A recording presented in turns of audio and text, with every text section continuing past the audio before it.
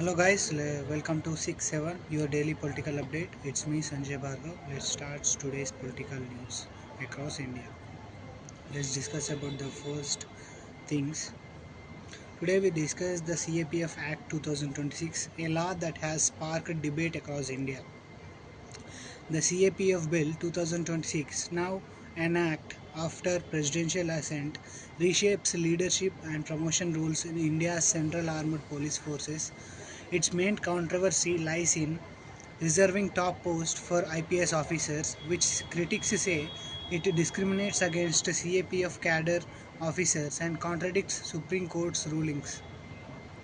Opposition parties, including Rahul Gandhi, argue it violates equality and career justice.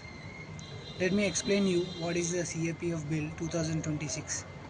Its full name is Central Armed Police Forces General Administration Bill 2026. It applies to India's 5 CAPFs. They are BSF, CRPF, CISF, ITBP and SSB. It establishes a framework for recruitment, service conditions and leadership structures. The main features of the bill are regarding reservation. 50% of the Inspector General post reserved for IPS officers. 67% of additional DG post, that is Director General post, reserved for IPS officers. 100% of special DG and DG post reserved for IPS officers. Regarding deputational rules, IPS officers from state cadres will continue to dominate CAPF leadership. It overrides the Supreme Court verdict. The Supreme Court had earlier directed the centre in case of Union of India versus Hemant Kumar and others 2023 that IPS deputation must be progressively reduced and that CAPF cadres officers should have a fair chance to rise to senior ranks. The court emphasized Article 14, which is right to equality, and said discrimination in promotion violates constitutional guarantees. The new act effectively undoes this ruling, raising constitutional concerns about separation of powers. The opposition leaders' take on this issue are: the leader of the opposition in the Parliament of India is Rahul Gandhi, called the act discriminatory and promised to dismantle it if he was elected to power. Trinamool Congress, Samajwadi Party and Shiv Sena UBT, these party leaders walked out of the parliament demanding scrutiny by a select committee by saying that the act violates equality, undermines CAPF morale and weakens federalism. Suggestions from my side for balancing justice with equality. First thing, ensure at least 50% of the senior posts are open to CAPF cadre officers. Second thing, introduce transparent exams or interviews for posts instead of automatic IPS deputation by giving prominence to merit. Third, align in legislation with Supreme Court rulings to respect separation of powers. Fourth, create structured promotion ladders for CAPF officers to reach DG level. Fifth, establish an independent constitutional body to oversee promotions and deputations. For justice, India must balance cadre promotions with IPS deputation, respecting equality, Supreme Court rulings and the Constitution. Let's get into the next news. That is, Congress withdraws its Baramati Bypoll candidate Akash Moore after Sunetra Pawar's appeal, paving the way for her unopposed victory. While legally permissible under election rules, such withdrawals in the name of political courtesy raise questions about democratic competition and voter choice. India has seen similar precedents where parties stepped aside to honor leaders or avoid contest. But the Constitution and Supreme Court emphasize that elections must remain free, fair and competitive. Let me explain you what the Constitution of India says about this issue. Representation of People Act 1951 says that candidates can withdraw nominations before the official deadline. Once withdrawn, the Election Commission treats the remaining candidates as valid. Article 14, Right to Equality, Article 19, Clause 1, Clause A, Freedom of Expression imply that voters deserve genuine choice. Now, let me explain you what Supreme Court said in various judgments regarding this issue. In Indira Nehru Gandhi versus Rajnarayan in 1975, it stressed free and fair elections as part of the basic structure of the Constitution. In People's Union for Civil Liberties versus Union of India 2003, it has introduced the nota, none of the above, choice in the voter ballot or the EVM machine to ensure voter choice even in uncontested or limited contest.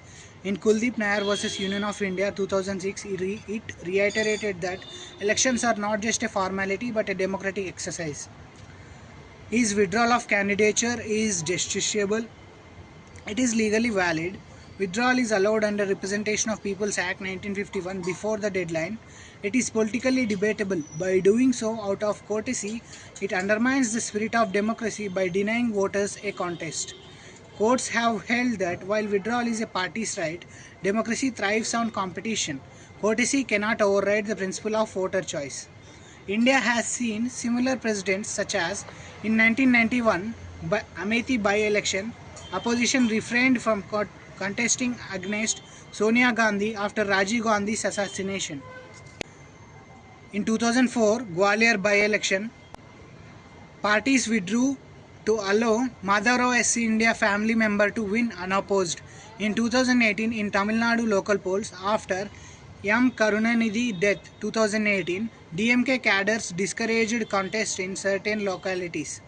In 2016, after J. Jayalalitha's death 2016, AIADMK saw symbolic uncontested victories in local bodies.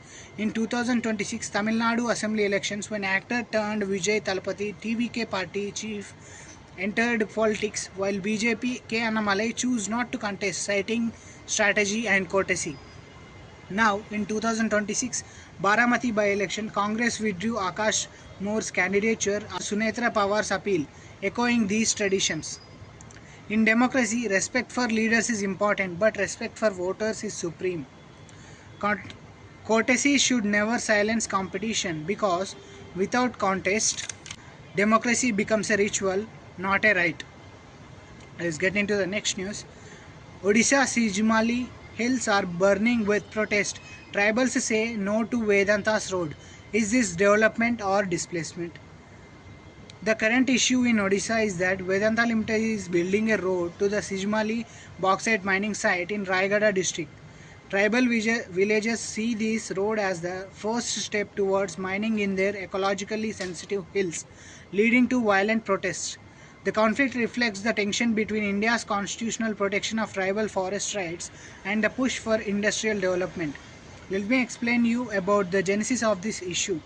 Sijimali bauxite mine is a large reserve, approximately about 1500 hectares, which is auctioned to the Vedanta in 2023.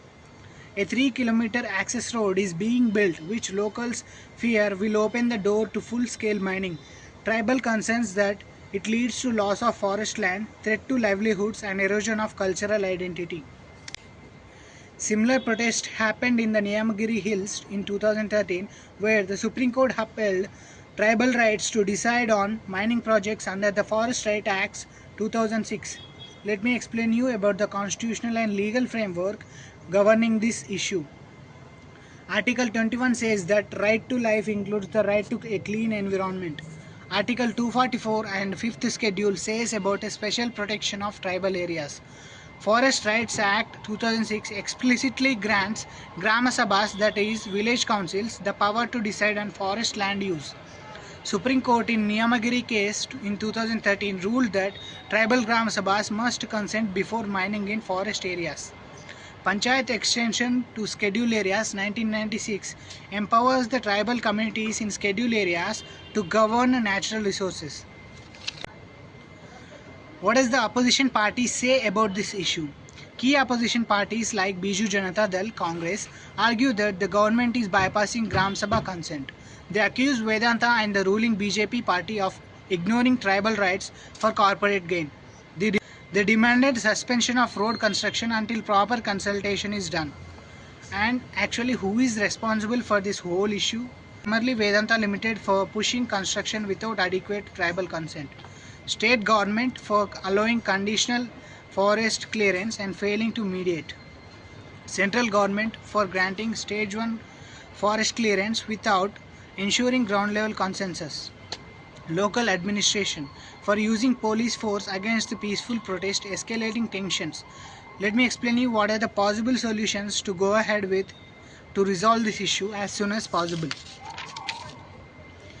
Gram Sabha consultations. Following the Niyamgiri precedent, tribal assemblies must decide through balanced approach. Development projects should include rehabilitation, livelihood guarantees and environmental safeguards. For peaceful, transparent dialogue, state government must mediate between Vedanta and tribal communities. In recent precedents like Niyamgiri Hills in 2013, mining blocked due to tribal opposition. In Hasdio Aran Forest, Chhattisgarh 2022, mining halted after protest and court intervention. These show that respecting tribal consent is essential for sustainable development. India's path to development must pass through its villages and forests, not over them. Progress means building roads with consent, not conflict. Leaving you on that note, thank you for watching.